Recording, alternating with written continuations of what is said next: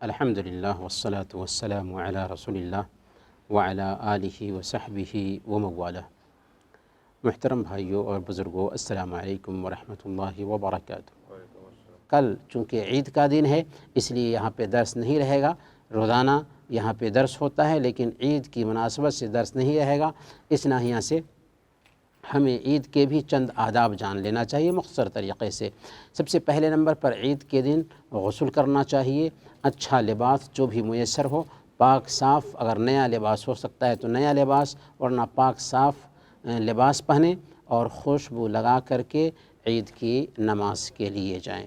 عید کی نماز اگر عیدگاہ میں پڑھی جائے تو یہ اچھی بات ہے، لیکن عیدگاہ میں پڑھنا میسر نہیں ہے تو مسجدوں میں بھی عید کی نمازیں ہو سکتی ہیں، لہذا مسجدوں میں بھی عید کی نمازیں پڑھی جا سکتی ہیں۔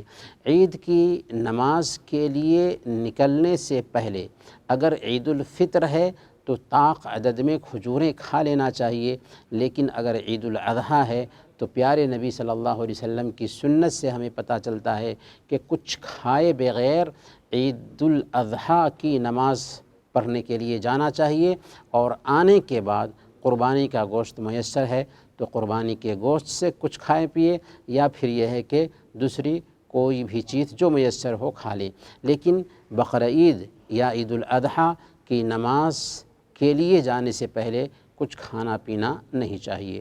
عید الاضحیٰ یا عید الفطر کی نماز کے لیے جیسے مرد جائیں گے، بچے جائیں گے، ویسے ہی عورتوں کو بھی عیدگاہ لے جانے کا اہتمام کرنا چاہیے۔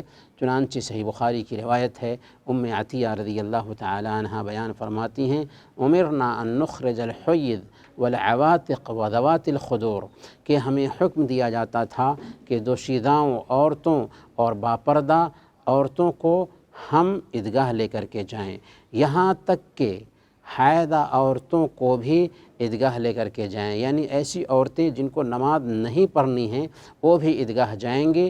البتہ اللہ کے نبی صلی اللہ علیہ وسلم نے کہا کہ حائضہ عورتیں جو ہیں وہ نماز سے دور رہیں گی پر مسلمانوں کی دعا میں شریک ہوں گی۔ اسی طریقے سے عید کے دن ایک راستے سے جانا چاہیے اور دوسرے راستہ سے لوٹ کر کے آنا چاہیے، اور اس دن زیادہ سے زیادہ تکبیرات کا اہتمام کرنا چاہیے۔ البتہ عید الاضحیٰ کی جو تکبیرات ہیں اس کی ایک تکبیر مطلق ہے جس کی شروعات ہو چکی ہے ذی الحجہ کے داخل ہوتے ہی۔ ذی الحجہ کی پہلی تاریخ سے تکبیرات مطلق کی شروعات ہو چکی ہے، جہاں کہیں بھی رہیں وہاں پر تکبیرات پکارتے رہیں، اور کب تک یہ تکبیرات رہیں گے؟ جب تک کہ بقرعید کے دن ختم نہ ہو جائیں۔ البتہ تکبیر مقید کیا ہے؟ یعنی ہر فرد نماز کے بعد تکبیرات کا اہتمام کرنا۔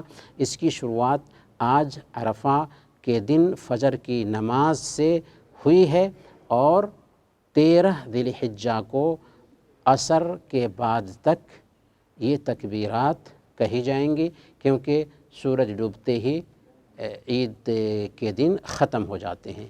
پھر اس کے بعد ہمیں عید کی نماز بھی ادا کرنی ہے، تو عید کی نماز دراصل 2 رکعت پڑھی جاتی ہے، عام نمازوں کے جیسے یہ نماز بھی ہے، البتہ اس میں تکبیرات زوائد ہیں۔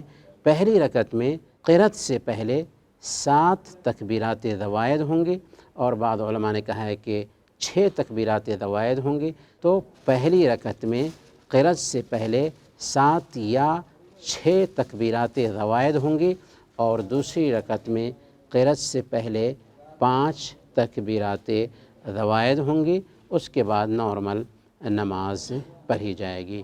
وصلی اللہ علی نبینا محمد وعلی آلہ وصحبہ اجمعین۔